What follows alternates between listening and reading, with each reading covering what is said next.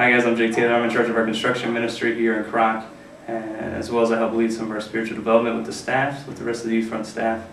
And for the first part of the construction ministry, I supervise groups when they're here about how to do construction and teach them construction.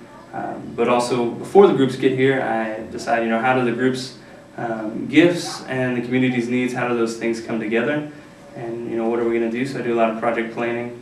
But the biggest thing I do with the construction ministry is continue relationships, particularly with the families that we build houses for after the groups have gone. And so that involves a lot of house visits several nights a week and just stopping by and seeing how their kids are doing and things like that.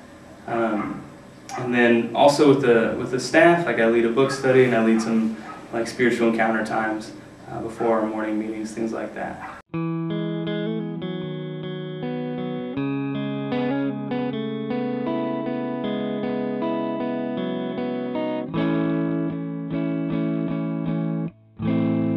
I just want to touch on for just a second is just the importance of John 15:5. Christ says that I am the vine and you are the branches, and if a man remains in me and I in him, he will bear much fruit, but apart from me you can do nothing. And Christ is really blunt there that if we let our relationship with him slip, that we can't help other people, that we can't accomplish something that's going to last. And I don't want to go into that too deeply, but just as you engage in ministry, it's always paramount and most important that we continue to love God with all of our heart and then love others as ourselves, and that we keep our relationship with God strong as we seek to minister to others. But also another thing I want to talk to you guys about, or a couple things. First is just to know ourselves and to get to know ourselves better, and particularly about our weaknesses as well as our passions. I know a lot of times we focus on our strengths, and that's okay, but I want to first talk about our passions and how those can be a guide for us as we work in the brokenness of our world. I feel like for me, just an example of that here in Croc, or a couple of them, is that I got to Croc. I love, and I still love, baked goods of all kinds, pretty much donuts, cookies, different types of bread, things like that. And yet in Croc, there's not a lot of that going on. And so I learned while I was here how to make banana bread and some different types of cookies and things like that. And because that was a passion of mine, I learned how to do it. But it was also in my heart to share that. And with baking, it's obviously really an easy thing to share.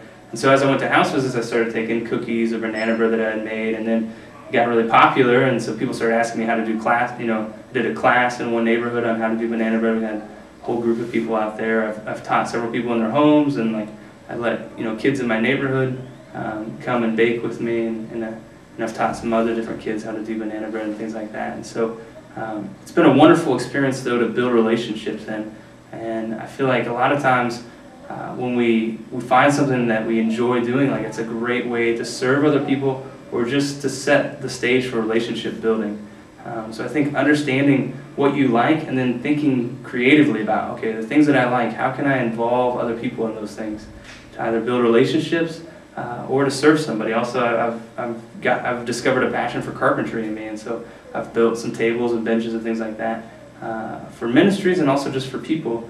And for gifts and different things like that. And so finding the things that you love to do and then letting other people join in with you on that can be super rewarding, and I feel really, really good for us in ministry. But also something that I feel like we shy away from is our weaknesses. A lot of times when we think about how am I going to minister to this town, the last thing we think about is our own personal weaknesses. But really I found that weaknesses can be a source of great strength and a source of great unity in a community. And I found that through Peluche, my best friend here in Croc. He's a local. We got started together from just some similar passions. We both liked construction and this idea that Christianity, part of Christianity was about physically helping the poor. And so Peluche really caught on to that same passion. So that's what brought us together originally. But for me, I've got some glaring weaknesses with the idea of construction. I'm not very physically strong, and I didn't know as much as some locals around here do, definitely about construction. And so I began to lean on Peluche. Hey, can you help me with this? Can we move this? Can you help me level this floor? What do you think about this wall? How's it going to work out? Also, can you help me with Spanish as I go order materials and things like that? And so, but through that relationship, through being open and saying, you're a local, but I'm not here just to minister to you. I need your help to minister to anyone. And you're better than me at this, or this, or this.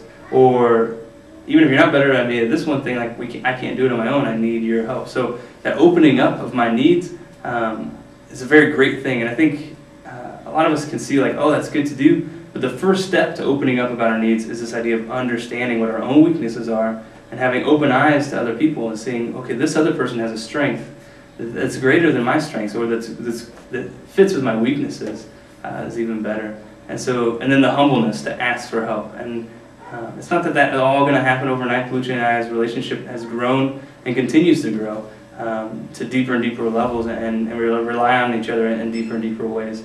But things might start slow, but it definitely is really important to open up about those needs.